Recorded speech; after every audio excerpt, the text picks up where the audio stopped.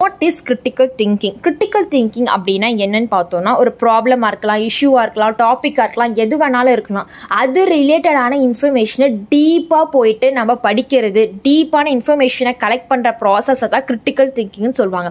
இந்த critical திங்கிங்கை use பண்ணி ஒரு ப்ராப்ளம் சால்வ் பண்ணும்போது என்னென்ன ஸ்டெப்ஸ் ஃபாலோ பண்ணுறாங்க அப்படின்னா, ஃபஸ்ட்டு என்ன இஷ்யூ இல்லை என்ன ப்ராப்ளம் இல்லை என்ன டாபிக்ன்றதை ஐடென்டிஃபை பண்ணணும். ஃபார் எக்ஸாம்பிள் மர்டர் எடுத்துக்கோங்க, அது மர்டர்ன்றதை ஐடென்டிஃபை பண்ணும்.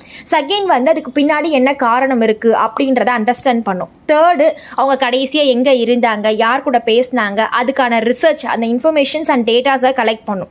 ஃபோர்த், அது எல்லாமே ஆர்கனைஸ் பண்ணணும். ஒன் பை ஒன்னாக இதுக்கு முன்னாடி நடந்தது பின்னாடி நடந்ததுன்னு சொல்லி ஆர்கனைஸ் பண்ணணும். ஃபிஃப்த்து ஒன், அது எல்லாமே டெவலப் பண்ணணும். ஒன் பை ஒன்னாக டெவலப் பண்ணதை சொல்யூஷனாக கண்டுபிடிக்கணும்.